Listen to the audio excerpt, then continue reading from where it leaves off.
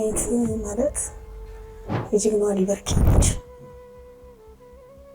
ታንክ ማራኪም ካራማራ ማለት ነው። የሀገር ባለውለታ የጀግናዋ አሊ በርኬ ልጅ ነኝ። አፋር ነው፣ አይፈራም፣ ሀገሩ ወዳጅ ነው፣ በሀገሩ አይደራደርም እና ተኩሶ ደግሞ አይስትም። ጋር እኔ ሙሉ ነኝ። እግዚአብሔር የተመሰገነ ይሁን። ልጆች ሰጥቶኛል። ፈተናም ብዙ ማይቻለው አልፌዋለሁ። አሁን ይሄን ደግሞ ያልፋል፣ አልፈዋል። ተስፋ መቁረጥ ማለት እንዴት እግዚአብሔር የሰጣቸውን ስለማያውቁ የተሰጠን ብዙ ነገር ነው። በጎደልን ነገር ማማረር የለብንም። ብዙ ነገር ሰጥቶናል እግዚአብሔር። ጥቂት ቢሆንልን በሱ ማማረር የለብንም። ቤተክርስቲያን ባይረት በዋት ቤተክርስቲያን ባይረት በዋት። በዛሬው መርሃ ግብራችን ልዩ እንግዳ ይዤላችሁ መጥቻለሁ። እንግዳዬ በሰሞኑ የሚዲያ ቆይታ ሁላችንም በተለያዩ መስኮቶች ተመልክተናታል። እኔም ከኢትዮጵያ ኦርቶዶክስ ተዋሕዶ ቤተክርስቲያን ቴሌቪዥን ጣቢያ እንደዚሁም ከኢትዮጵያ ኦርቶዶክስ ልጅነቷ አንጻር ወደዚህ ጋብዤ ከእርሷ ጋር ቆይታ አደርጋለሁ። እንግዳዬ የታላቁ የጀግናው አሊ በርኬ ልጅ የትናየት አሊ በርኬ ናት። ከእሷ ጋር ቆይታ አደርጋለሁ። አብራችሁኝ ቆዩ። እንኳን ደህና መጣሽ የትናየት። እንኳን ደህና ቆያችሁ። እንደምን አለሽ? እግዚአብሔር ይመስገን። ሁሉ ሰላም? እግዚአብሔር ተመስገን። በተለያዩ ሚዲያዎች አየሁሽ። በተለይ ሰሞኑን ከጥምቀት በኋላ በነበረው አገልግሎቶችሽ ብዙ ሰው በጣም ስላንቺ ሲያወራ ነበረ። ብዙ ሰው አንቺን ሲያደንቅ ነበረ እና የትናየትን እኔ ከወደድኳት ነገሮች መካከል በዋነኝነት እግዚአብሔር ይመስገን ስትል ነው። አሁንም እግዚአብሔር ይመስገን እያልሽኝ ነው። የትናየት ማን ናት? እስኪ ስለ ራስሽ ንገሪኝ። የትናየት ማለት የጀግናዋ አሊ በርኬ ልጅ ታንክ ማራኪም ካራማራ ማለት ነው። የሀገር ባለውለታ የጀግናዋ አሊ በርኬ ልጅ ነኝ። የመጀመሪያ ብቸኛው ልጅ ነሽ? ሁለተኛ ነኝ። ሁለተኛ ልጅ ነሽ።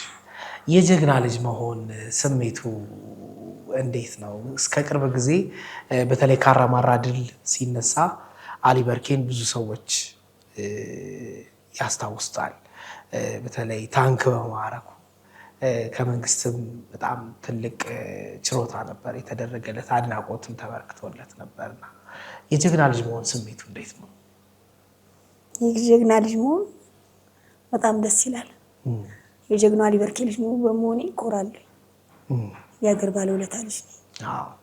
ምን ያክል ነው አሁን ትውልድሽ እድገትሽ ሀረር ነበርና ከአባትሽ ጋር የነበረው ቅርበት ሲነግራችሁ የነበሩ የኢትዮጵያን ማንነት ጀግንነት ይመስለኛል። ከዛ ጋር ተያይዞም ወደ አንቺ የተላለፉ በርከት ያሉ ነገሮች አያለሁኝ። በተለይ በጽናት መቆም፣ በዓላማ መጽናት፣ ጠንካራ መሆን፣ ይሄንን ብዙ የወታደር ልጆች ያውቁታል ብዬ አስባለሁ እና ከወታደርነት ደግሞ አልፎ ጀግና ደግሞ ሲኮን ደግሞ ከፍ ይላል ብዬ አስባለሁ። እንዴት ነበር እስኪ ከአባትሽ ጋር ከቤተሰቦችሽ ጋር የነበረሽ ቆይታ? ጀግናዋ አሊ በርኬ አገር ወዳጅ ነው። የአሊ በርኬ ልጆች አብዛኛችንን የማሳደግ እድል አላገኘም። ምክንያቱም አገሩ ስለሚወድ ተነስ ሲባል ሀ ብሎ መጀመሪያ የተነሳው ጀግናዋ አሊ በርኬ ነው።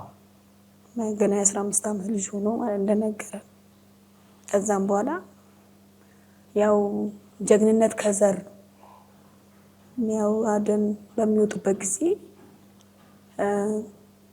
ሚዳቆ እንደዚህ የዱር እንስሳቶችን በማደን ተኩሶ አለመሳት፣ አንድ ጥይት ለአንድ ጠላት። የአሊ በርኬ ቃል ይሄ ነበረ እና ደፋር ነው፣ አይፈራም፣ ሀገሩ ወዳጅ ነው፣ በሀገሩ አይደራደርም እና ተኩሶ ደግሞ አይስትም። ታንክ የማረከበትን ጊዜ ያጫውቶሽ ያውቃል? ጀግናው? አዎ ታንክ መጀመሪያ መሳሪያ ይዞ ታንክ እየመታ እያለ አዛዡን ሄዶ እንደነገረን ማለት ነው ይሄ ታንክ አልወድቅ አለኝ አልቆም አለኝ እንዴት ነው ብሎ ሲል አሊ በርኬ እንደዚህ አይደለም ታንክ የሚቃጠለው በቦምብ ነው በመሳሪያ አይደለም አለው።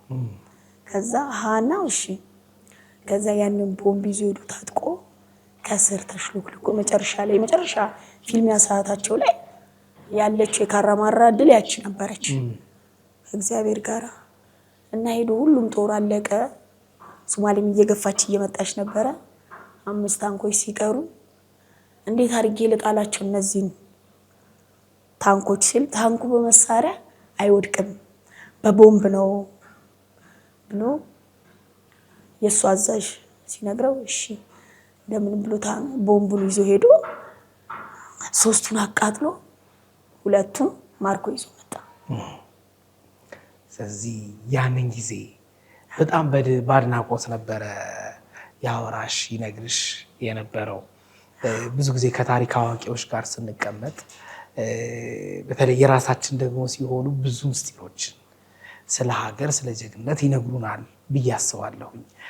የትናየት በጣም ተደናቂ ስለሆነ ያው ስለ አባትሽ ሳናነሳ ማለፍ የአባትሽን ውለታ መብላት አይነት ስሜት ስለተሰማኝ ነው እና ነፍሱን በገነት እግዚአብሔር ያኑርልን። ወደ አንቺ ልምጣና የትናየት ስላስተዳደግሽ ንገሪኝ። በተለይ አሁን ላለሽ ጽናት ላይ ጥምቀት ላይ በጣም ምስሎች እኔም ለተመልካቾች ያጋራቸዋለሁ። በኦክሲጅን ሆነሽ እግዚአብሔር ስታገለግይ እግዚአብሔር ስታመሰግኝ የነበረው ጽናት አለና እስኪ ስላስተዳደግሽ ይሄ በሽታስ እንዴት መጣ? መቼ ተከሰተ? እስቲ ስለሱ እናውራ። እኔ አስተዳደጌ ሄዳል እናቴ ዳነች የሚገቢ ምንጭ የለንም። ያው ሰው ቤት እየሰራ ነበር የምተዳደር። እናቴ ብቻ አሳደገች። አባቴ አይደለም ያሳደገኝ። ከእናቴ ጋር የኖርኩ ያው 3 ወንድሞች አሉ በእናት ማለት ነው።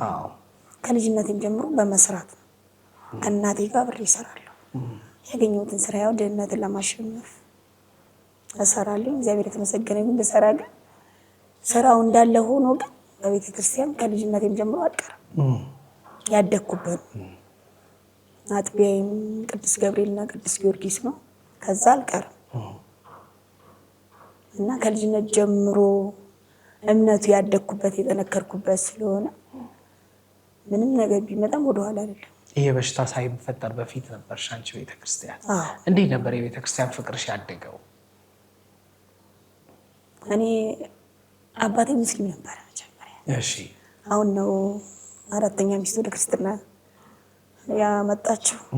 እናቴ ብቻ ያሳደገችኝ በእናቴ ነው ክርስትናን የወረስኩት። ግን እግዚአብሔር የተመሰገነ መጀመሪያ ከቤተሰብ የምትወርሰው ሀብት አይደለም፣ ትክክል ሃይማኖትን ክርስትናን ከሆነ ክርስትና፣ ሙስሊምን ከሆነ እስልምና። ሀብት ቀሪ ነው፣ ከዛ በኋላ የሚመጣ ነው። እኔ ከእናቴ የወረስኩት እምነቴ ነው። ያን የወረስኩትን እምነቴ የተቀበልኳትን አጠንክሬ በመያዝ አሁንም እግዚአብሔር ይመስገን የእግዚአብሔር ክብር እኔ ላይ የተገለጠ ነው እንጂ ጎበዝና ጠንካራውኝ አይደለም። አይ ጥንካሬዎች በጣም ይታያሉ ብዬ አስባለሁ የትናየት። በተለይም ደግሞ ሰሞኑን ጥምቀት ላይ ከነበረሽ ቆይታ አንጻር የጥምቀት ቆይታሽ በጣም ልዩ አገልግሎት ነበረ። በዛ ፀሐይ፣ በዛ አቧራ፣ ትፍግፍግ ባለ አየር ያንን አገልግሎት ሲሰጡ መዋል በተለይ ኦክሲጅን ላይ ላለ ሰው ከበድ ይላል እና እስቲ ስለ ህመሙ ከመቼ ጀምሮ ነው የጀመረሽ? ስለሱ ደግሞ እናውራ። እኔ መጀመሪያ ህመሙ አስም ነበረብኝ። እኔ ገና የ16 ዓመት ልጅ ነኝ። አስም በሽተኛ ነኝ። አስሙ ያው ከስራ አንፃር ነው። ከሰል ምናምን ነበር የምሰራው ከማዘር ጋር ማገዶ ጠርጋለሁ። በዛ ነው አስሙ ያዘኝ። የአፍንጫ አስም ነበረ። እየወረደ እየተባባሰ ወደ ልብ ወረደ፣ ወደ ሳምባ ሄደ። እዛም በኋላ መድኃኒት እየወሰድኩኝ ወደ ቲቪ ተቀየረ። የዛሬ 14 ዓመት የቲቪ መድኃኒት ወሰድኩኝ። እየወሰድኩኝ 6 ወር እንደወሰድኩኝ ለካ ተባብሷል። በወቅቱ ሕክምና ላይ ባለመሄዴ ነው እንደዚህ ሊባባስ የቻለው። ያው የአቅም ጉዳይ ነው። እግዚአብሔር የተመሰገነ ይሁን። ከቲቪ ወደ ብሮንካይት መጣ፣ ሳምባ ጠባሳ ማለት ነው። እግዚአብሔር ይመስገን። ያው በአስሙ ላይ ምን እንዳለው አሁንም አስሙ አለ። በዚሁ ላይ ነው የሳምባ ደግሞ ኒሞኒያ ነበር እንትን ያለው የተቀየረው ወደ ኒሞኒያ የመጣው። ከዛ በዘለለ ሌሎች ህመሞች ምኖች እንዴት ነበሩ የነበሩት? አሁን ያለበት ደረጃ ምን አይነት ደረጃ ነው? ስኳርም አለብኝ። ስኳር መድኃኒት ወስድ ነበር። አሁን ግን እግዚአብሔር ይመስገን አጥፍቶልኛል። ክብር ለመድኃኒዓለም። አሜን። ተመሰገነ እግዚአብሔር የተመሰገነ ይሁን። ሙሉ በእግዚአብሔር ሙሉ ነኝ። ምንም እኔ ታማሚ ነኝ አይደል። የዛሬ 4 ዓመት በቃ ብሮንካይት የሳምባ ጠባሳ 24 ሰዓት በኦክሲጅን ነሽ ነው የተባልኩት። ኦኬ። የዛውን 4ኛ ዓመት እየመጣ ነው። በኦክሲጅን ከሆንሽ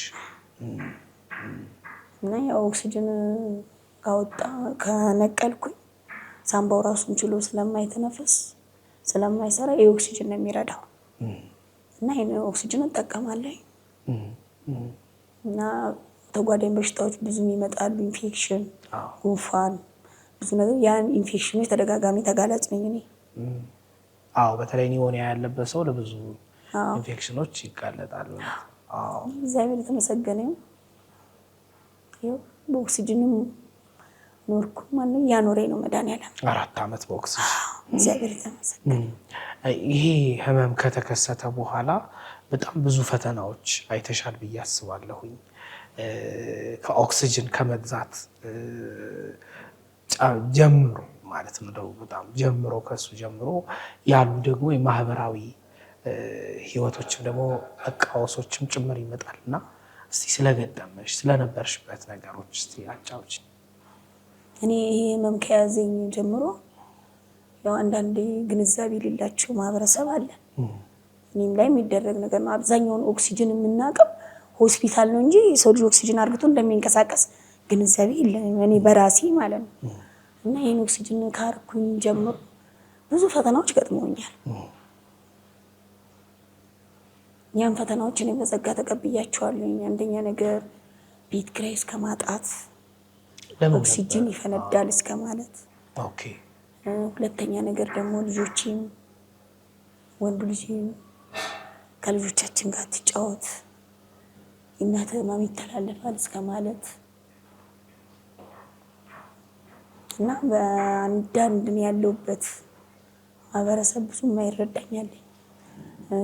በባጃጅም ትራንስፖርት እንቀሳቀስም ትራንስፖርት እስከማጣት አንጭንም ነው የሚሉት። ይፈሩታል። ኦክሲጅን ይፈነዳል ነው። ይፈነዳል። አንዳንዴም እንደዚህ ሲሆን በቃ እንዴት ነው ሳልም ስላለው የሚተላለፍ ህመም ነው የሚመስላቸው። ያው ግንዛቤ ማጣት ነው። ግንዛቤ ጥረት ነው። እግዚአብሔር የተመሰገነ ይሁን። ያው ሁሉ አልፎ እዚህ ጋር የእግዚአብሔር ቸርነት የኔን ጽናት ራሱ እግዚአብሔር ነው የመሰከረልኝ። ለረጅም ጊዜ ሆስፒታል የተኛሽበት ጊዜ ታስታውሻለሽ?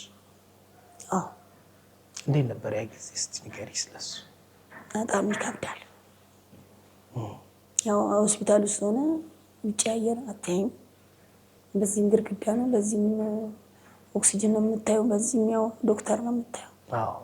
ብዙ ነገር ደግሞ ውጭ ወጣ ብዙ ያው ከሰው ጋር ራሱ ሀሳብን ስትለዋወጥ ህመምን ቀንስልሃል፣ ትረሳዋለህ ያለበት። እዛ ሆነ ደግሞ ያው ትጨነቃለህ። ግን ያም ቢሆን ጠንካራ መሆን አለበት። ያንን ለመወጣት በቃ ጥንካሬ ራስ ላይ ማዳበር አለበት። ምክንያቱም ይሄ ነገር ተገዝቶ አይደለም የመጣው፣ እግዚአብሔር ነው የሰጠን። የሰጠንን በጸጋ ወስደን ጠንክረን መገኘት ነው። በዛ ህመም ላይ ይህንን ህመም የምናስብ ከሆነ ብዙ በላይ ላይ የምታመጣው ነገር አለ። እኔ ግን ምንም አይመስለኝም። እኔ እንደውም ደስተኛ ነኝ። ምክንያቱም ይሄ የተሰጠኝ እምነቴን፣ ጽናቴን፣ ጥንካሬን ለማየት ብሎ ነው። ስለጠላኝ አይደለም። ልጁ ስላደረገኝ ኢዮብም ተፈትኗል።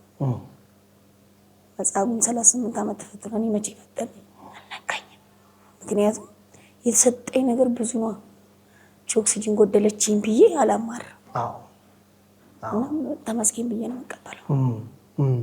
እንደው የትናየት የአካል ህመም እንዳለ ሆኖ ተጨማሪ ደግሞ ከአገልግሎት ጋር የማስማማት ሂደት አለና እንዴት አድርገሽ ነው ይህንን ህመም ከአገልግሎት ጋር ደግሞ ለማስማማት እየሞከርሽ ያለሽ? ብዙ ሰዎች ለምንድነው ይህን ጥያቄ የሚጠይቅሽ? ብዙ ጤነኞች ሰዎች ቤተክርስቲያን ሲሄዱ አናስተውልም። ተጨማሪ ጽናትም ድካምም ይኖራል እና እንዴት አድርገሽ አዋሃድሽው? አገልግሎት ትንሽ አመመኝ ብሎ የሚቀር ሰው ስላለ እንዴት ለመቅረት አላሰብሽም? ከጥምቀት ከቤተክርስቲያን ከነዚህ ሁሉ የሚያግድ ነገር አለሽ? እኔ ከቤተክርስቲያን አልቀርም። ለእኔ ይሄ ማለት እግዚአብሔር ያስቀመጠልኝ ጌቴ ህመም ነው ብዬ አልቀርም። ስኖርም የሱ ነኝ፣ ስሞትም የሱ ነኝ። ትክክል ነው። ብዙ ተሰጠኝ፣ በጥቂቱ አላማርም። ሰው ከቤት ነው እንጂ ከቤተክርስቲያን አይቀርም። የፈለገ ነገር ቢሆን ከቤተክርስቲያን አልቀርም። እሱ አገልግሎት አሁን እኔ ጥምቀት ሳገለግል ምእመናን ያየው ሲሊንደር ነው። እኔ እግር ፍጠርልኝ ያንተን ጸጋ ያንተን ቸርነት እንዲመሰክርልኝ አቁመኝ ነው የምለው። ምን እላለሁኝ? እዛ የዛለት አሁን አብዛኛው ምእመናን ፎቶ ይዞ ያየው ሲሊንደሩን ካኑላ አለች ላይ መድኃኒት እየወሰድኩ ነበር ማገለግል የነበረው። ግፊ አለ፣ ሙቀት አለ። ግን የእሱ ቸርነት ደግሞ ያስችላል፣ ያቆማል፣ ያበረታል። ለምን? ስለታመንኩና ስለጸናሁ።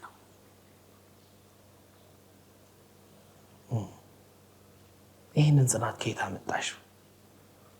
መሸነፍ የሚባል ነገር አልወድም። በህይወትሽ ተሸነፈሽ ታውቂያለሽ? በመድኃኒዓለም እኔ ሙሉ እምነት አለኝ። በእውነት በድንግል ማርያም ሙሉ እምነት አለኝ። የፈለገ ነገር ቢሆን እንደምድን ሙሉ ተስፋ ስላለኝ የሚመጣውን ሁሉ እቀበል። ከዚህ በላይ ቢሰጠኝ እቀበላለሁ። እግዚአብሔር የመጣውን እቀበላለሁ። ሌላ ቢሰጠኝ ሽንፈትም በዚህ በኩል በሚመጣ ነገር ሽንፈት አልቀበልም። ድንቅ ነገር ነው የነገርሽኝ።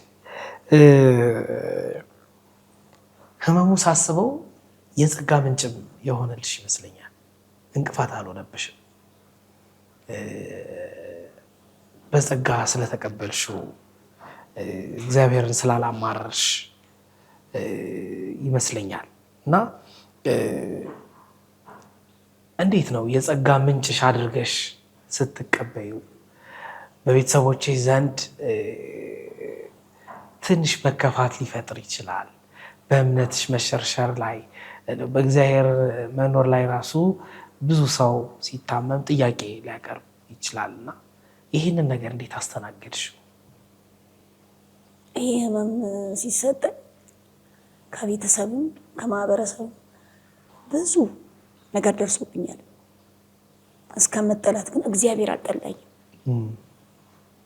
ሄጄም ቤተክርስቲያን ሄጄ የውስጤን የምናገረው ለሱ ነው። ታመሻልና ውጭ ያላለኝ፣ ፊቱን አላዞረብኝም፣ ተቀብሎኛል። ለሶስተኛ ወገን ብተነፍሰው የሚቀበልና የማይቀበል አለ። ለሱ ግን ቸሩ መድኃኒዓለም ብትነግረው ያለክ ሸክም ይቀልልሃል እንጂ አይከብድም። ትላንትና የትና የት እንደማንኛውም ሰው ኖርማል ነው፣ ጤነኛ ነች፣ ትሰራለች፣ እንደፈለገች ትሆናለች። አሁን ደግሞ የዛኔም የትና የት ማንን ነው የሚያኖረው? እግዚአብሔር ነው የሚያኖራት። ዛሬም ደግሞ የሆነ እንከን ይዟት የሚያኖራት ማን ነው? መድኃኒዓለም ነው የሚያኖራት። መድኃኒዓለም ነው ያቆማት። እዛ ተቀጥሎ ደግሞ አሉ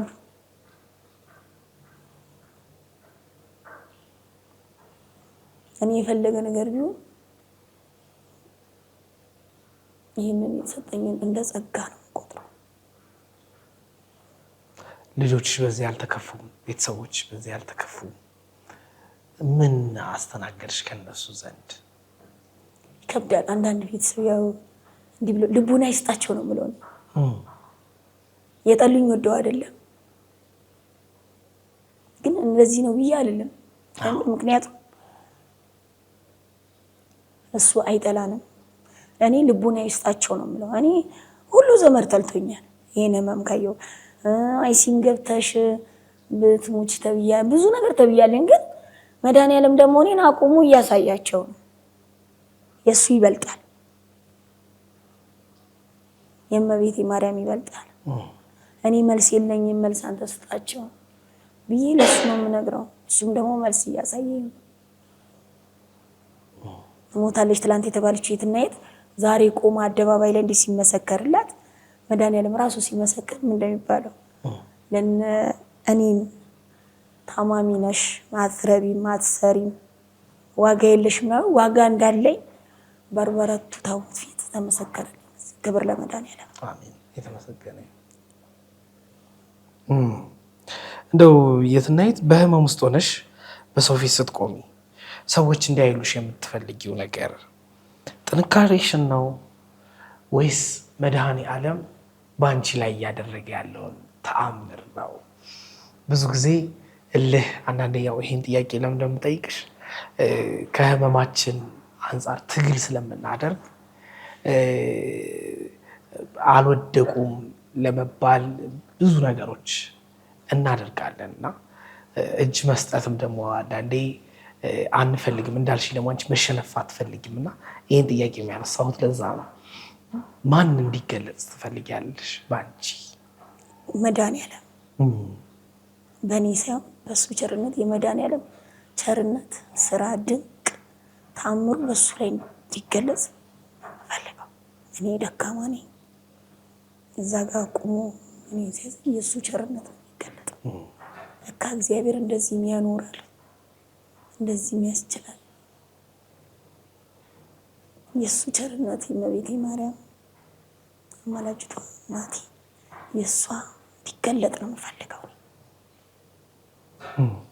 ጥሩ፣ በጣም ድንቅ። እንደው በብቸኝነትሽ ሰዓት ወደዛ አልመልስሽ ወደ ህመሙ ጊዜ እና በብቸኝነት ጊዜ፣ በብቸኝነት ሰዓት፣ በህመምሽ ወቅት ከመድኃኒዓለም ጋር ያለሽ ሰላም፣ ከእግዚአብሔር ጋር የምትቀርቢበት መንገድ፣ ጾሙ፣ ጸሎቱ እንዴት ነበረ? ቅድም ስትመጪም ዛሬ ዕለተ ዓርብ ነው ይሄን ቀረጻ ስናደርግ ስቲል ምሳ ሳትበይ ነበረ የመጣሽውና ይሄ ጥንካሬ እንዴት ነው እስቲ ንገሪኝ። በጾምኩ በጸለይኩ ቁጥር መድኃኒዓለም እናገኘዋለሁ። በጸለይኩ ቁጥር በጾምኩ ቁጥር እሱን አገኘዋለሁ። ዋና መድኃኒዓለም መንገዴ መገናኘኝ ጾምና ጸሎት። ያንን ባደረግኩ ቁጥር ከጎኔ የሚሰማኝ፣ ያንን ካላደረግኩ እንደውም ጥሩ ስሜት አይሰማኝም።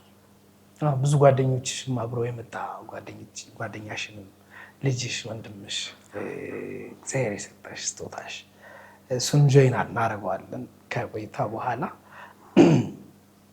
እንደው ሲነግሯት አትሰማም፣ እሷ ጾም ታበዛለች በጣም ሲል ነበር እና ከህመምሽ አንጻር እንዴት ነው ይሄ ነገር?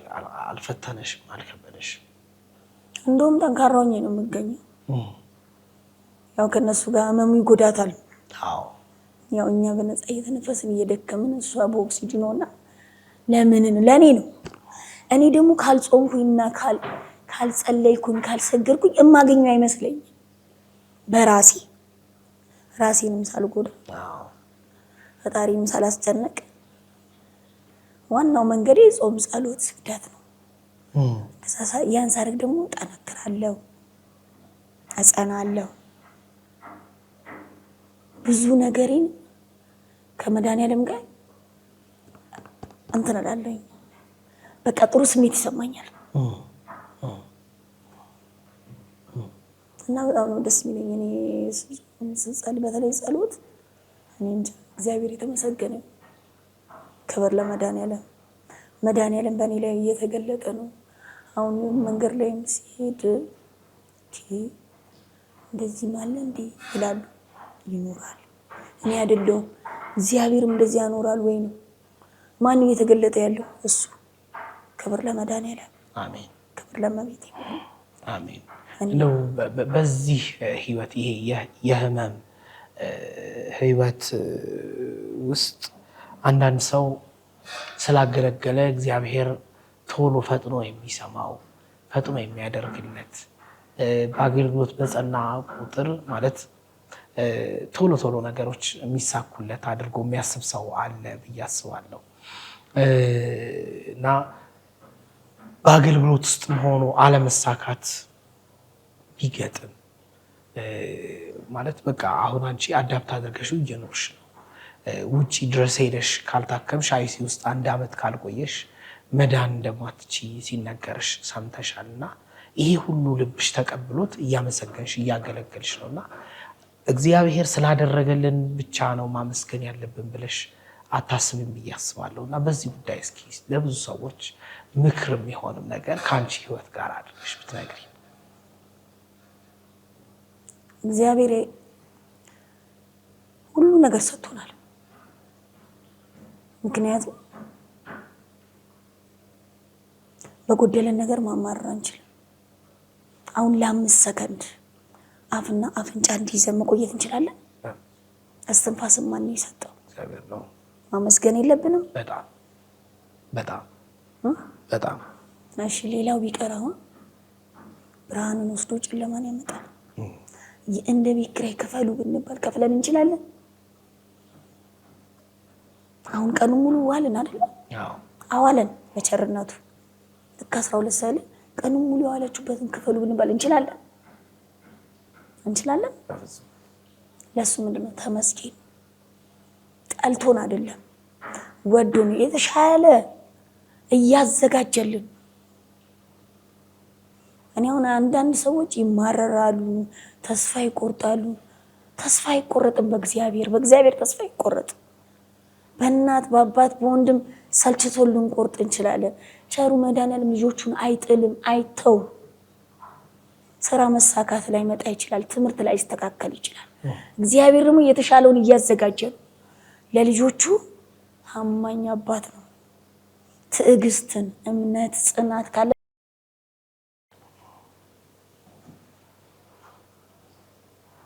አሁን ዛሬ የተናገረን ነገ መልስ የምንጠብቃል። የሚቸኩል አባት አይደለም። ቢዘገይም ግን የሚቀድመው የለም። እኔ አሁን አንዳንድ ሰው ተስፋ ሲሆን በጣም የምናደደው ለምን? ተስፋ የሚያስቆርጥ አባት አይደለም። ተስፋ የሚቀጥል ነው። እኛንም እያኖር አይደለም።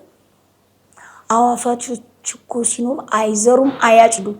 እነሱን የሚያኖር አባት እኛም ማኖር ያቅተዋል?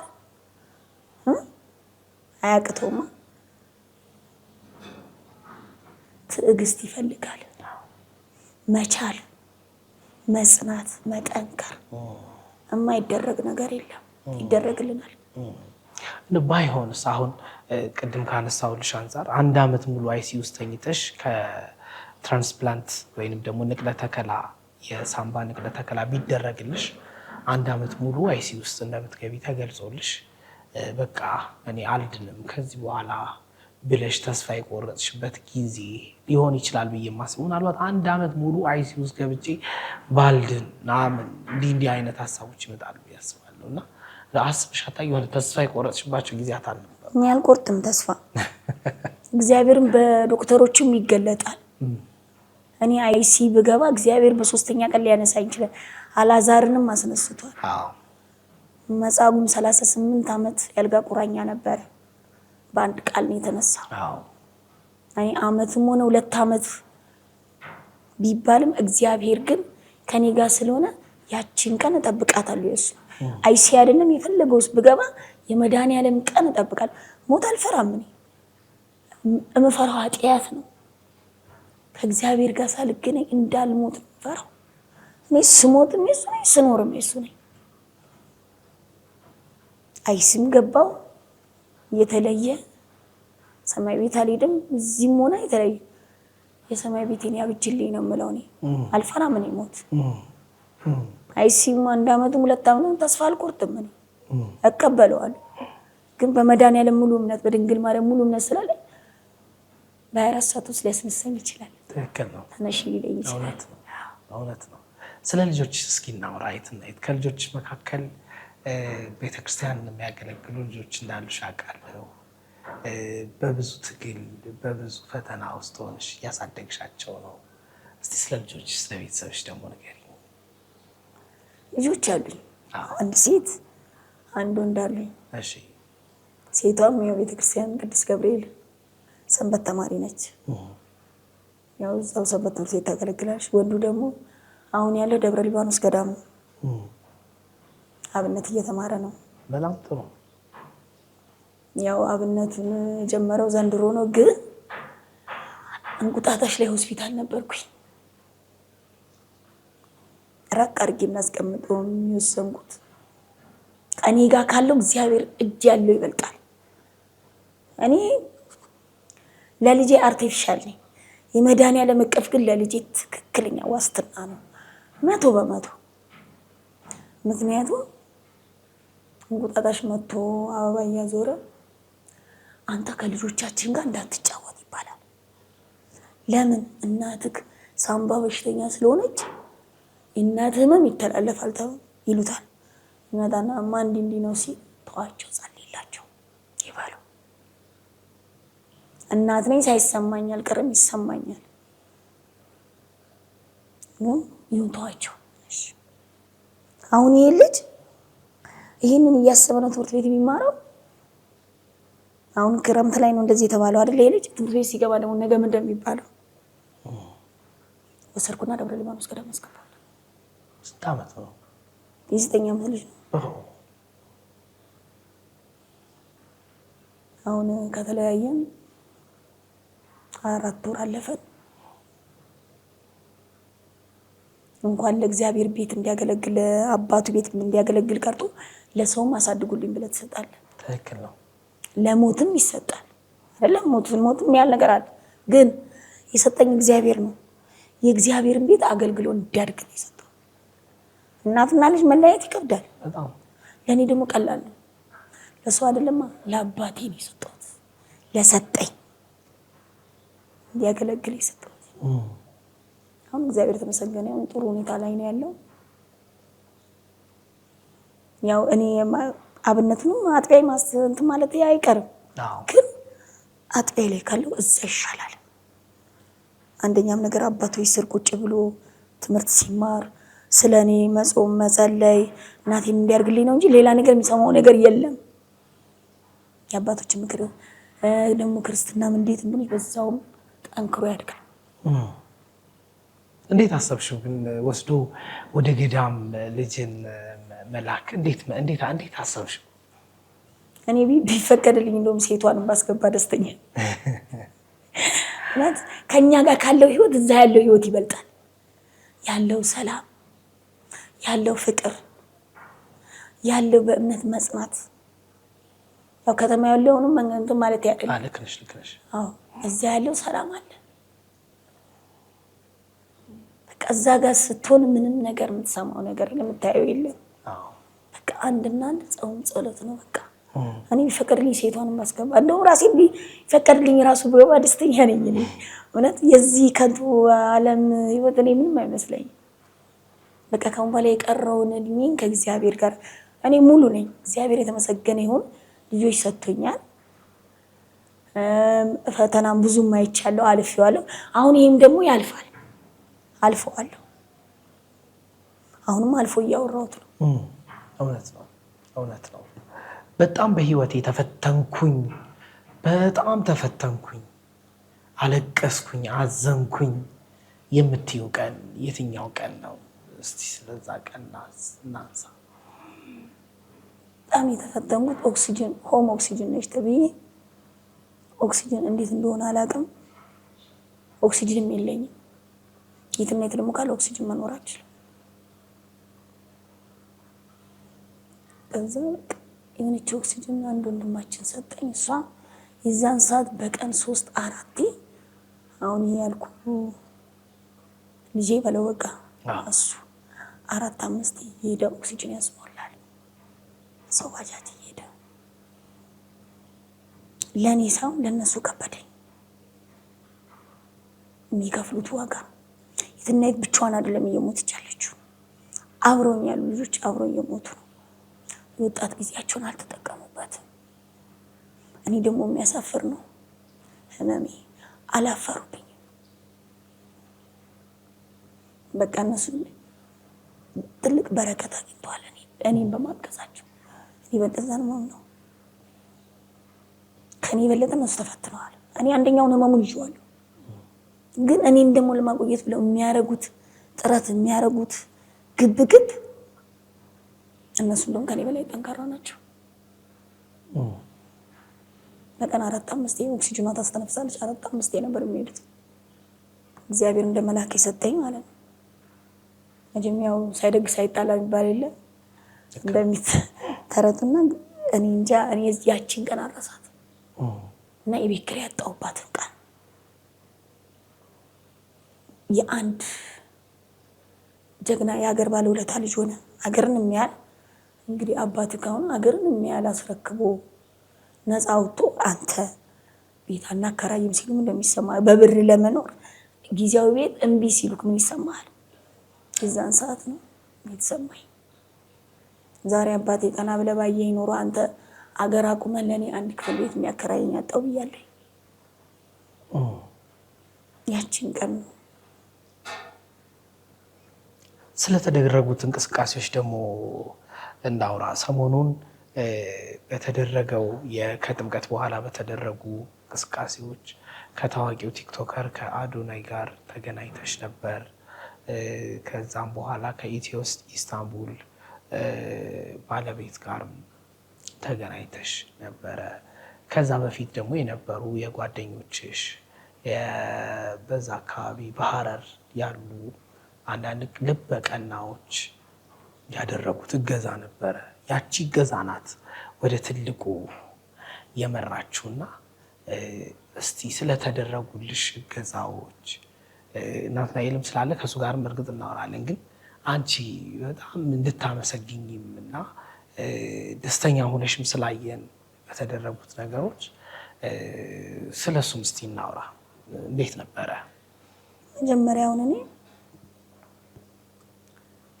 ሁሉ ነገር ስለተደረገኝ ክብር ለመድኃኒዓለም፣ ክብር ለእመቤቴ፣ እንዲሁም ደግሞ በሀገር ውስጥም በውጭም ያሉት ኢትዮጵያኖች። ልደት የምትባል እህት አለች። የዛሬ ዓመት ኦክሲጅን ገዝታ ልካልኛለች። ያው የላከችልኝ ኦክሲጅን አሁንም አይታታል፣ ይዣታለሁ። ግን 2-3 ሰዓት ነው የምትቆየው። ሚስጥር ለመቀበል እንኳን ቅዳሴ ሰዓቱ ረዥም ነው። ሲሊንደር ይዤ እጄ ነው የዚያን ክብር መቀበለው።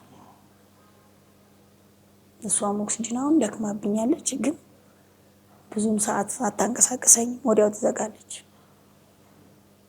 እና እኔም አላቃቸው ፈጣሪ የሚያውቃቸው ስላደረጉልኝ ጸሎታቸው። ሌላው ቢቀር እኔ ለቀኩትን ህመሙ ህመማችን ነው፣ ችግሯ ችግራችን ነው። የነሱ ታብታብ ሼሩ ራሱ ለኔ ደጋግ ኢትዮጵያኖች ጋር እንዲደርስ አርግቷል። እኔ አላቃቸው ፈጣሪ ነው የሚያውቃቸው። ስማቸውን ዝርዝር ያላቀም አልችልም። ልክ ነሽ። እሱ ይወቃቸው። ከእንደገና ክቡር ፕሬዝዳንት የሐረሪ አቶ ኡርዲን በትሪ ቤት የለም አናከራኝ ሲሉ ቤት ቁልፍ ነው የሰጠኝ። ከአሁን በኋላ ከጎንሽ ነኝ፣ ልጆችሽን ሰብስበሽ ትቀመጫለሽ ብሎ ቁልፍ ነው የሰጠኝ። እግዚአብሔር ያክብረው። እና ከጥምቀት በኋላ ብዙ ነገር ተደርጎልኛል። እግዚአብሔርም ያው ጽናቴንም እምነቴንም እዚህ ጋር የገለጠበት ምክንያት እኔ አይደለሁም፣ የእሱ ቸርነት ነው የተገለጠው። ይሄን ሊያሳየኝ ብሎ ነው። እግዚአብሔር ይመስገን። አዶናይ ነው፣ ኢትዮ ኢስታንቡል፣ እንደገና ሶሻል ሚዲያ ተጠቃሚዎች በአጠቃላይ ሁሉም እኔ ያላቃቸው መድኃኒዓለም ነው የሚያውቃቸው። ስማቸውን ጠርቼ አልችልም። መድኃኒዓለም ይጥራቸው። ሙስሊም እህቶቼም አሉ፣ ክርስቲያን እህት ወንድሞቼም አሉ። እነሱ በአጠቃላይ በተለይ ደግሞ አዶናይ ያንን እንትን ባየ ቁጥር ማግኘት ፈልጋለሁ ብሎ ቁጥርሽን አስቀምጭልኝ ሲል ተደዋወልን፣ ተገናኘን። እግዚአብሔር መጀመሪያ ግን ለምንድን ነው የማትፖስችው ለአዶናይ ሲሉኝ እኔ እግዚአብሔር ካልፈቀደ እኔና አዶናይ ጎረቤት ብሎ አንገናኝም ብየዋለሁ። ይሄን ደግሞ አዳምጦታል፣ ራሱ አይቶታል። እውነትሽን ነው አለ። እግዚአብሔር ሲፈቅድ ነው። በቃ እግዚአብሔር ይሄ ነው ሰዓቱ፣ የራሱ እግዚአብሔር ያዘጋጀበት ሰዓት አለ። ተገናኘን። ክብር ለመድኃኒዓለም። አገኘ። ይሄንንም ኢትዮ ኢስታንቡል ባለቤት ዶክተር አቶ ብርሃን እግዚአብሔር የሚና ጤና ይስጣቸው። ሕክምናው ውጪም ካለ መድኃኒትም ውጪ ከተባለ ሕክምናው ሰየው ከዳ የሚሰራ ከሆነ እኛ አለን። በማንኛውም በአንቺ ላይ የመጣው ሁሉን ነገር ዝግጁ ነኝ ብሎኛል። አሁንም እነሱ ጋር ነው ሕክምናዬ። እግዚአብሔር የተመሰገነ ይሁን። አዶናይንም እግዚአብሔር የሚና ጤና ይስጠው። የኢትዮጵያ ሕዝቦች በሀገር ውስጥም በውጭም እድሜና ጤና ይስጣቸው። አሜን አሜን። እግዚአብሔር ያክብርልኝ። አሜን። ብዙ ወጣቶች የትናየት በዚህ ዘመን ደከመን፣ ሰለቸን፣ ተስፋ ቆረጥን ብለው ራሳቸውን እስከ ማጥፋት ደረጃ ይደርሳሉ። ተስፋ መቁረጥን ተስፋ አለመቁረጥን እና በእግዚአብሔር ላይ መታመንን በደንብ ከአንቺ መማር አለባቸው ብዬ አስባለሁ። እስቲ እነሱን መከሪልኝ እባክሽ። ተስፋ መቁረጥ ማለት እንዴት እግዚአብሔር የሰጣቸውን ስለማያውቁ የተሰጠን ብዙ ነገር ነው። በጎደልን ነገር ማማረር የለብንም። ብዙ ነገር ሰጥቶናል እግዚአብሔር። ጥቂት ቢጎለን በሱ ማማረር የለብንም። ያ የምትጎለዋ ነገር እግዚአብሔርን እንድናቅበት መንገድ ሊሆን ይችላል። እኔ በራሴ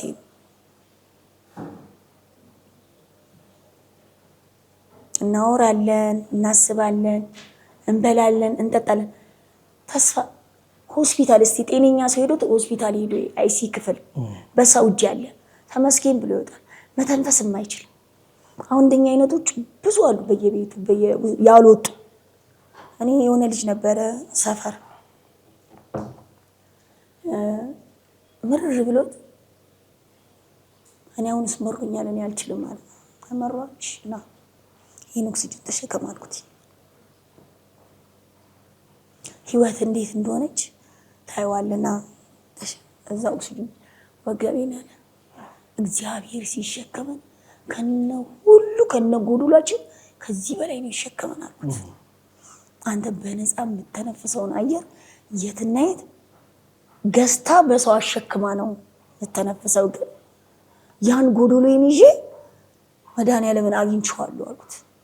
አንተ ምን ጎሎ ነው የምታማረው አልኩት። ታስባለህ፣ ወጣት ነህ፣ መስራት ትችላለህ፣ ትተነፍሳለህ። ምን ጎሎ ነው ፈጣሪ የምታማረው?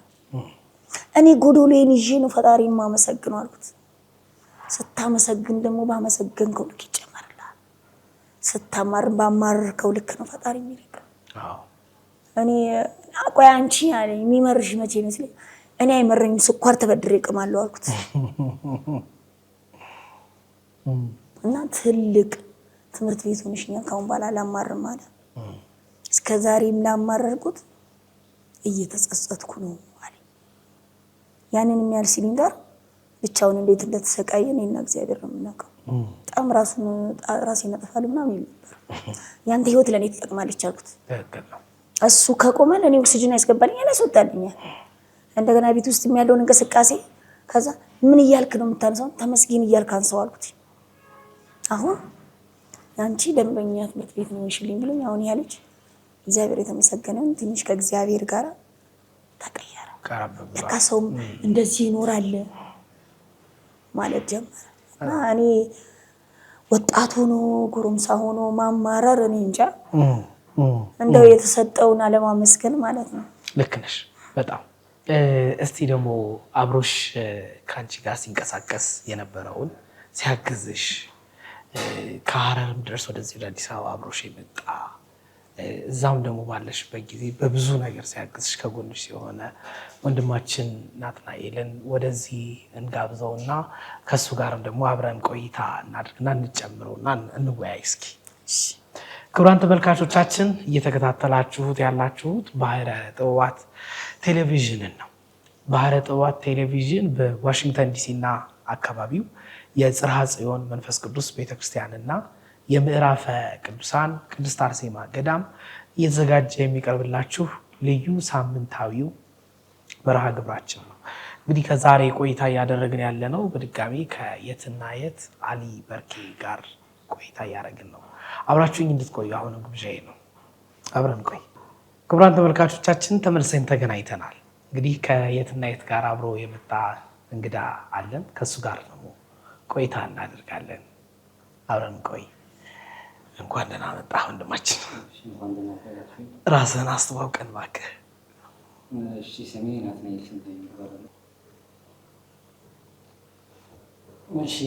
ስንታየው ይባላል። አሁን ላይ ለጊዜው የምኖረው ሀረር ነው። የተወለድኩት ጉርስን የምትባል ከሀረር ወደ 75 ኪሎ ሜትር ምስራቅ ሐረርጌ ላይ የምትገኝ ቦታ ነው። እንግዲህ ይህን ይመስላል።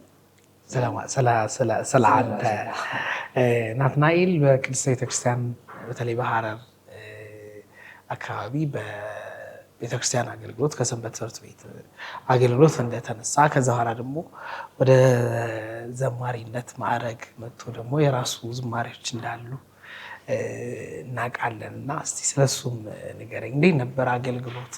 ከየትና የት ጋር የተገናኛችሁ? እሱንም አጫውተኝ። እሺ፣ ያው አገልግሎት ሰንበት ትምህርት ቤት ነች የሁሉ ነገር መሰረት። ለእኔ አሁን ላይ ያለኝ ማንነት እንደገነባ ያደረገችኝ ሰንበት ትምህርት ቤት ነች። እዛ ጉርስም እያለሁ ቅዱስ ራጉኤል እና ቅዱስ ጊዮርጊስ ቤተክርስቲያን ነው እና እዛ በአንድነት ሰንበት ትምህርት ቤት እናገለግል ነበር። ገጠር እንደመሆኑ መጠን እውነት ለመናገር ብዙም አክሰሱ የለንም። ለምሳሌ ዝማሬ ለማውጣት ወደ ዝማሬ ለመምጣት ምንም አይነት እውቀት አልነበረንም በዛ ሰዓት። እንዲሁ ከሰንበት አብረውን ከሚያገለግሉ ወንድም እህቶች ጋር ግጥም ምትገጥም አንድ እህት አለች፣ ቤሩታዊት ዮሐንስ ትባላለች። እሷ ግጥም ጻፈች። ከዛ በኋላ ኖርማሊ ስለ ዜማ እውቀት ምንም የለንም። ዜማ ምን እንደሆነ ቅኝት ምን እንደሆነ የምናውቀው ነገር የለም። ዝም ብለን ኖርማሊ እንዲጀመር ዜማ መስራት ማለት ነው። እያለን አጋጣሚ ነኝ ከድሬዳዋ ዩኒቨርሲቲ በኬሚካል ኢንጂነሪንግ ግራጁዌት አድርጌያለሁ። ከዛ በኋላ ነው የመዝሙሩ ስራ ነበር። ስለዚህ ኢንጂነርም ነህ? ኬሚካል ኢንጂነሪንግ ግራጁዌት አድርጌያለሁ። ከዛ በኋላ ሀረር ላይ ገባሁ። ምክንያቱም ምንድነው ጀስት ከተመረቅ በኋላ ተመልሰ ፋሚሊ ላይ መቀመጥ ይከብዳልና ጎል ለማሸነፍ ከኖርበት ስፍራ ከጉርስን ወደ ሀረር መጥቻለሁ። ከዛ ያው ሁለተኛ ዲግሪ አሁንም እየተማርኩኝ ያለው በአካውንቲንግ። ከዛ በኋላ እዛ ሀረር ላይ ስንመጣ ጥሩ ወንድሞችን አገኘን ከኛ ፊት ዝማሬ ይሰሩ። ከነሱ ጋር ተገናኘን። አንዳንድ ነገሮች በጣም ብዙ ነገር ደግፎን አግዘው ያው ዝማሬ ለመስራት በቃል ማለት ነው። ትንሿ ዝማሬ ነች መዝሙር እንድትሆን ያደረገችን ሰንበት ትምህርት ላይ። ስለዚህ ሰንበት ትምህርት በጣም ትልቅ አክብሮት አለ። እኛም ሰንበት ትምህርት ቤት እናከብራለን በእውነት። ከየትና የት ጋር የተገናኛችሁበት ጊዜ? ከየትና የት ጋር የተገናኘነው እንኳን እንዴት ነው መሰለህ፣ ሀረር ከገባሁ በኋላ የማታ ክላስ እማራለሁ። ቀን ደግሞ መንጃ ፍቃድ ስላለኝ ቲቪኤስ እየሰራሁ ከዛ በኋላ ማታ ክላስ እገባለሁ። ኦኬ፣ ራሴን ነው የማስተምረው። ጥሩ። እና በዚህ ጊዜ ነው ሊዲያ የምትባል አንድ እህታችን አለች እና አለኝታ ማተሚያ ቤት እዛ ትሰራ ነበር። እሷ አለኝታ የሚባል ማተሚያ ቤት አለ። እሱ ጋር ደግሞ ከጎን አጋጣሚ የትና የት ምግብ ቤት ነበር ሰዓት እና እዛ እየሄድኩኝ ሊዲያ የምትባለው እህታችን ጋር ቁጭ ብዬ የተወሰነ ሰዓት እረፍት ሳረግ ቁጭ ብዬ ከእሷ ጋር ወጥቼ ምናምን ወደ ስራ ነው። በዚህ አጋጣሚ እዛ ስመጣ እሷ ትጠቀማለች እንደዚህ ቲቪኤስ ምናምን፣ ምክንያቱም ብዙ መንገድ ስለሚችል በቲቪኤስ ነው የምትጠቀመው እና በዛ በቃ ይዣት እሄዳለሁ፣ ወስዳታለሁ። በቃ በዚህ ነው የተገናኘነው። ቲቪስ ነው ያገናኘን ብዬ አስባለሁ። ከዛ በኋላ ያው እስካሁን ድረስ አብረን አለን ማለት ነው። ፈጣሪ ፈቅዶ እስካሁን ድረስ አብረን አለን። በእነዚህ የችግር ጊዜያቶች የትናየትን ጽናቷን ብርታቷን ከጎኗ ሁኔታ ያለህ ብዬ አስባለሁ። በተለይም ደግሞ በቀን 5 ጊዜ ኦክሲጅን ሲሞላ አንተ ነበርክ የምታመላልሰው። የሚያስፈልጋት ነገሮች ሁሉ ነበርክና የትናየትን እስኪ እንዴት ትገልጻታለህ? ያው ጀግና ሴት ብትገልጻት ደስ ይለኛል።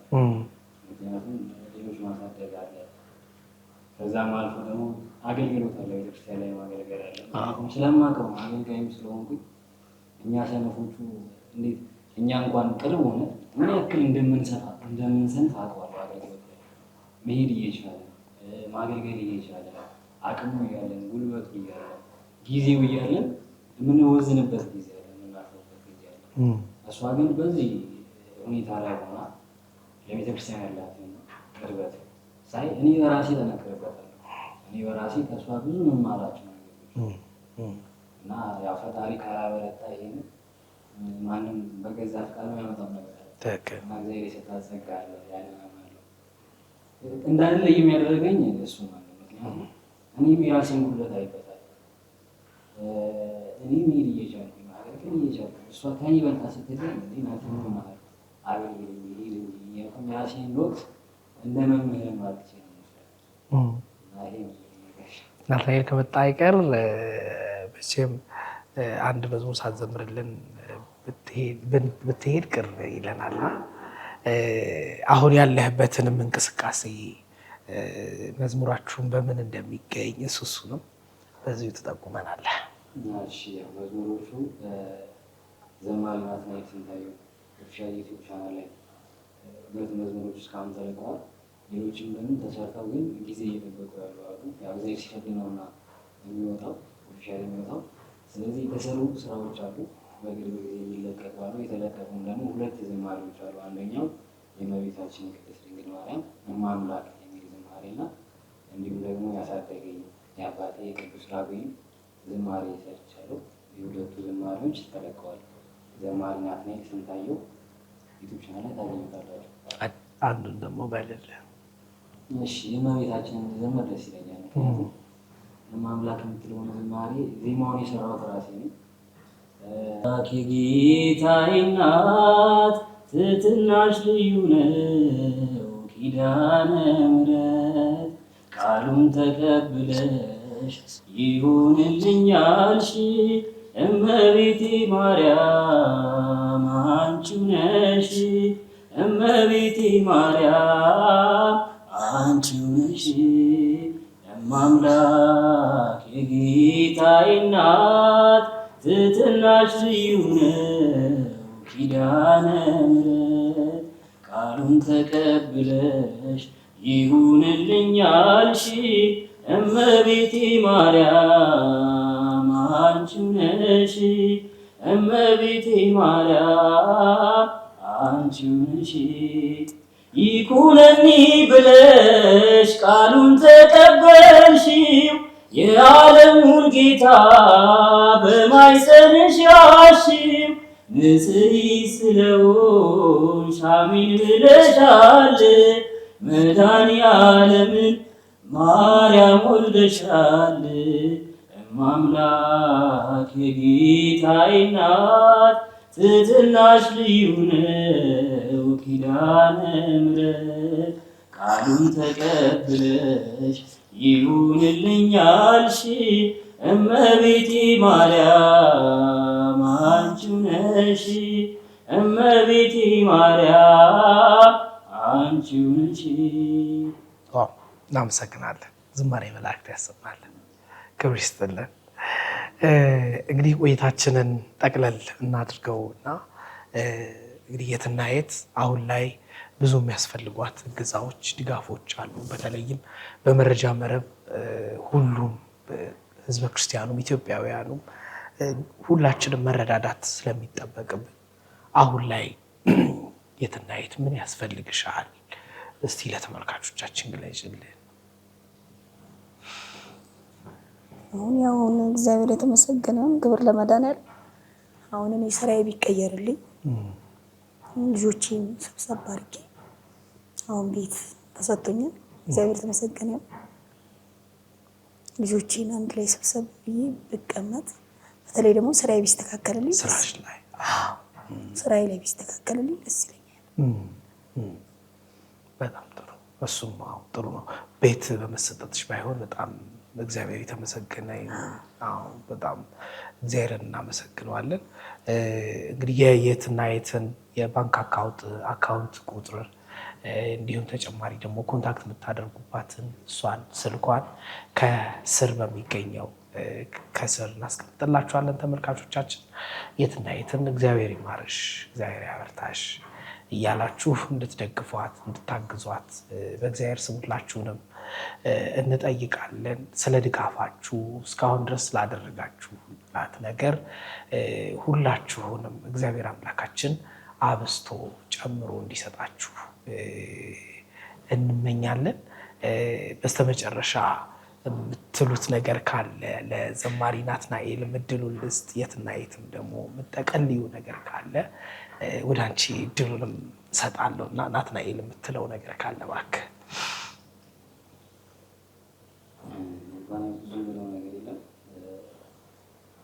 ባለ ነገር እናመስግን። ምክንያቱም ባለ ነገር ስናመሰግን ሌላውን ነገር ፈጣሪ እንጨምራለን። ከምንም ነገር በላይ እግዚአብሔር ጤና ሰጥቷል። ስለዚህ በሰጠን ጤና በሰጠን ጊዜ መልሰን ፈጣሪ ማመስገን መቻል። በተለይ እኛ ኦርቶዶክሳውያን በዚህ ሰዓት በተለይ ወጣቶች ወደ ቤተክርስቲያን የምንመለስበት ጊዜ ነው ብዬ አስባለሁ። ራሳችንን ከፈጣሪ ጋር የምናገናኝበት ጊዜ ነው። ምክንያቱም እንደምንመለከተው አሁን ላይ ብዙ ፈተናዎች አሉ። በወጣትነታችን በወጣትነት ጊዜ ፈጣሪን አስበውና በመጽሐፍ ቤተክርስቲያን ተፈልገናለች ብዬ አስባለሁ። ምክንያቱም አብዛኛው የኦርቶዶክሳዊ ወጣት በአቅሙ ነው ያለው ውጭ፣ ቤተክርስቲያን ደግሞ ወጣት ትፈልጋለች፣ ያን ትፈልገናለች። ስለዚህ ከእሷ ትምህርት ወስደን እኛ ወጣቶች ደግሞ በይበልጥ ፈጣሪን እንድናመሰግን ለቤተክርስቲያናችን ደጀን እንድንሆን የጀርባ አጥንት እንድንሆን ታስተላልፋለሁ። አመሰግናለሁ። ክብር ይስጥልኝ። በጣም አመሰግናለሁ። የት ወደ አንቺ ልምጣ? እኔም የምለው ነገር ክብር ለመድኃኒዓለም፣ ባለን ነገር እናመስግን፣ በጎደለን ነገር አናማር። ሰማይና ምድሩን ገንዘቡ የሆነ እስትንፋስ ገንዘቡ የሆነ መድኃኒዓለም እኔ በቃ ጠንክሩ፣ ቤተ ክርስቲያን አትቅሩ። እኛ ልጆቿ አለን ካላልናት ቤተ ክርስቲያን ማን አላት? ወንድ ልጅ በ40 ቀኑ ሴት ልጅ በ80 ቀኑ ነው እናት ቤተ ክርስቲያኖችን ያገኘናት። ምንም ነገር ግን ከቤተ ክርስቲያን መቅረት የለብንም። ጠንክሩ ነው የምለው። ወደኋላ ነው። እምነታችሁን ጠንክራችሁ ጸንታችሁ ያዙ። እኛ እናስፈልጋታለን ለቤተ ክርስቲያን። ትክክል ነው። እኛ ካልልናት ማን አላት? ማንም የላት። እግዚአብሔር ደግሞ እኛም ቤተ ክርስቲያናችንን ስጠብቅ እሱም ደግሞ እኛን ይጠብቀናል። እና ቤተ ክርስቲያናችንን ጠንክረን እንያዝ። በጎደለ ደግሞ መድኃኒዓለም ይሙላበት። አሜን። ለአንቺም እግዚአብሔር አምላክ ጤንነትሽን ሰጥቶ ድጋሚ በጤና ደግሞ ተገናኝተን ከልጆችሽ ጋር ደግሞ ልዩ መርሃ ግብር እንድንሰራ እግዚአብሔርን እንድናመሰግን ፈቃዱ ይሁንልን። ይሄንን እመኝልሻለሁ። በጣም አመሰግናለሁ። እዚህ ድረስ ጥሪን አክብራችሁ ስለመጣችሁ ክብር ይስጥልኝ። አመሰግናችኋለሁ። ክቡራን ተመልካቾቻችን ስትከታተሉት የነበረው ባህረ ጥበባት ቴሌቪዥንን ነበር። ባህረ ጥበባት ቴሌቪዥን በዋሽንግተን ዲሲና አካባቢው የጽርሐ ጽዮን መንፈስ ቅዱስ ቤተክርስቲያን እና የምዕራፈ ቅዱሳን ቅድስት አርሴማ ገዳም እየተዘጋጀ የሚቀርብላችሁ ልዩ ሳምንታዊው የቴሌቪዥን መርሃ ግብራችን ነው። በዛሬው መርሃ ግብራችን ከጀግናው የአሊ በርኬ ልጅ ጋር ቆይታ አድርገን ነበር። የትና የት ትሰኛለች። እሷን አይተን ሁላችንም እግዚአብሔርን የምናመሰግንባቸው ጊዜያቶች እንዲኖሩና እንዲጨምሩ ትምህርት ትሆነናለች ብዬ ነው ያቀረብኳት። ከእሷ ጋርም ያሉ ኢትዮጵያውያን አብረዋት የሚያግዟት ጓደኞቿ፣ ወንድሞቿ እነዚህን ሁሉ ድንቅ አድራጊዎች በሙሉ ልናመሰግናቸው ስለወደድን ነው። መርሃ ግብሬን እንደወደዳችሁት እርግጠኛ ነኝ፣ አምናለሁኝ። ከመርሃ ግብሩ ጋር አብሬያችሁ የነበርኩት እኔ መምህር ዶክተር ቴዎድሮስ ለገሰ ነበርኩኝ። መርሃ ግብራችን ካለፋችሁ በተለያዩ የሶሻል ሚዲያዎቻችን ባህረ ጥበባት ብላችሁ ታገኙናላችሁ። ዩቲዩብ ላይ፣ ቲክቶክ ላይ እንደዚሁም ፌስቡክ ላይ እንገኛለን። በእነዚህ ሁሉ እኛንም አገልግሎታችን እንድትደግፉ ላይክ፣ ሼር፣ ሰብስክራይብ እንድታደርጉልን እንወዳለን፣ እንጋብዛችኋለን። መልካም በጣም ነው የማመሰግነው። ለእኔ አይገባም፣ ምን አደረግኩ? በጣም ነው የምናመሰግነው። ስጦታ እየተሰጠኝ ነው። ስለዚህ መጨረሻችን ይሄ ይሁን። በጣም ነው የማመሰግነው። ዋው አይገባም ነበር። ለምን እንደዚህ ያደረግሽ? እባክሽ ወይ በጣም ነው የሚያምረው በእውነት። ይሄ ስጦታ ተበርክቶልናል። በባህረ ጥበባት ቴሌቪዥን ስም በጣም አመሰግናለሁ። ያው ይህን ስጦታ ወንድማችን አብነት ይባላል። ከስሬው እንደ ፕሮሚሽን ሆኖ ያው ለእናንተም ስጦታ ነው። ስልክ ቁጥሩ እናስቀምጣለን። ይዘዙ፣ ያለውበት ቦታ እናደርሳለን። ደስ ይለናል። ያው ወጣትን ለማበረታታት ነው። ወጣት ልጅ ነው። እኛ ኦርቶዶክሶች ደግሞ ተባብረን ደግሞ ወጣትን ካላገዝን በተለይ ኦርቶዶክሳውያን ማበረታታት ይገባናል። እንዲሁም ደግሞ ጥሪ ያው አክብረን ስለጠራን ያክብርልኝ። በአብነት ስም አመሰግን። በጣም ነው የማመሰግነው። ስልክ ቁጥሩን ከስር እናስቀምጥላችኋለን። አብነት ይባላል። ይሄንን ድንቅ ስጦታ የሰጠን ወንድማችን ነው። በየትና የት አማካኝነት ወደ ባህረ ጥበባት መጥቶልናል። የአብነትን ስልክ ቁጥር ድጋሚ ከስራ አስቀምጥላችኋለሁ። በጣም አመሰግናለሁ። ዜና ያክብርልኝ። ክብር ይስጥልን። ቆንጆ ስጦታ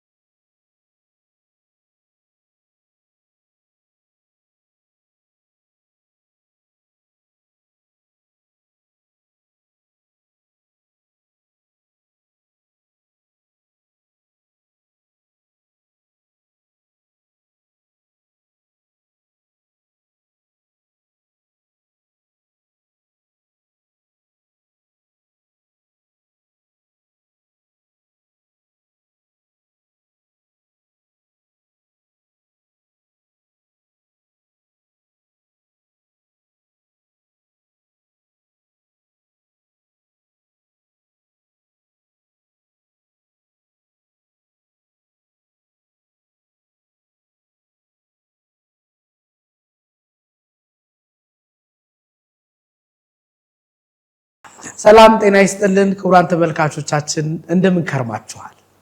ይህ ባህረ ጥበባት ቴሌቪዥን ነው። ባህረ ጥበባት ቴሌቪዥን በዋሽንግተን ዲሲና አካባቢው የጽርሐ ጽዮን መንፈስ ቅዱስ ቤተክርስቲያንና የምዕራፈ ቅዱሳን ቅድስት አርሴማ ገዳም እየተዘጋጀ የሚቀርብላችሁ ልዩ ሳምንታዊው የቴሌቪዥን መርሃ ግብራችን ነው።